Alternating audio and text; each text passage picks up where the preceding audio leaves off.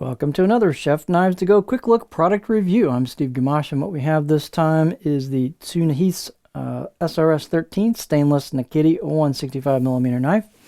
So this is a knife with multi-layer construction. The hardcore cutting edge, the center cutting edge steel is SRS13 semi-stainless steel. You can read a little bit about that on the site, but it's got a nice wear resistance, so good edge retention, reasonably easy to sharpen. It's, I believe, a powdered metallurgy steel. Again, you can read a little bit more on the page, but it's a nice steel for use in kitchen cutlery. The cladding on either side of that for a 3-layer construction is soft stainless cladding. Here's your cladding line right there and your core steel peeking out from the edge. So in retrospective, it's bare light semi-stainless. So semi-stainless typically is right on the edge of stainless as far as composition goes. So this one was kind of, I've been playing with this one, and by the way, it's an excellent performer. Thin at the edge, great flow through product, but I've not really had any kind of staining on it at all. So, you know, as long as you use it, clean it, dry it, put it away, you'll be fine. Just like really you should do with any knife, even a fully stainless knife. But so I don't think you're going to have much in the way of staining on this typically.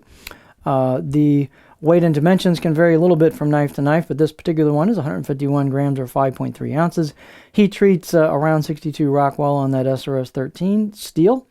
Handle is octagonal oak. It's a one-piece handle. Everyone's going to be slightly unique. This one has a nice warm color to it. Good fit and finish on the handle. They've got a good tight glue-up job there where the tang goes into the handle to seal it up nicely.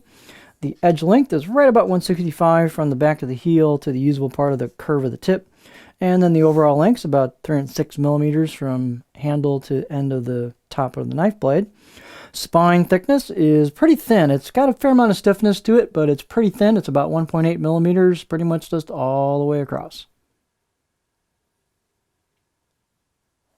And then as far as height, it's about 50 millimeters at the back, and I got about 51.3 in the middle, so it gains a little bit of height towards the middle of the blade.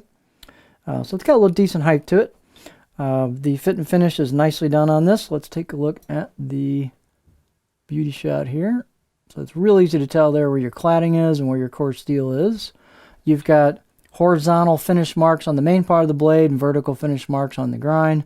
The horizontal marks are kind of nice because as you clean the knife and wipe it down, typically you're going longitudinally with the blade. So if you have any scratches, they'll kind of flow in with that pattern and show less, so it kind of hides scratches a little bit. If we look carefully, you'll see some laser engraved kanji on it. It's a little hard to catch these, but they're there. So there's your laser engraved kanji.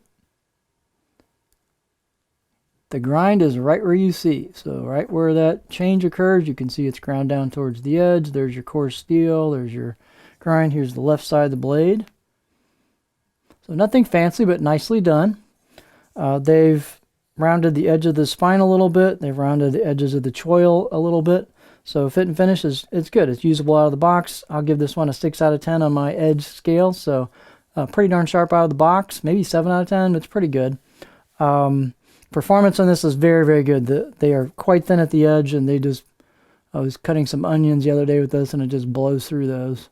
So the food release is not fantastic, but again, you got trade-offs either way. But our camera will focus back up here. But yeah, these babies are thin at the edge. So the performance is simply excellent on these. Oh, did I do my balance point? I don't think I did that. So let's do the balance point. So oak's not the lightest material in the world, so your balance point is right about there. For me, it's pretty close to a pinch grip, so this will be a pretty neutral balance point with this one.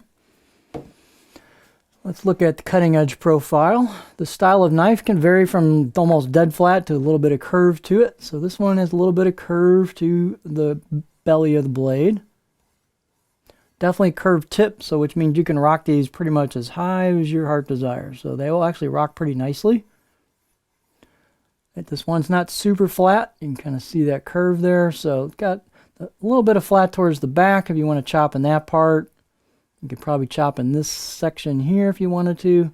It'll rock a little bit there, so fairly flexible, not dead flat. There are Nakiri knives with a flatter profile than this if you prefer that. But it's a pretty good, easy to use general profile for this style of blade. So this is just a really nice offering. This is the Tsunehisa SRS13 stainless Nakiri 165mm knife from Chef Knives to Go.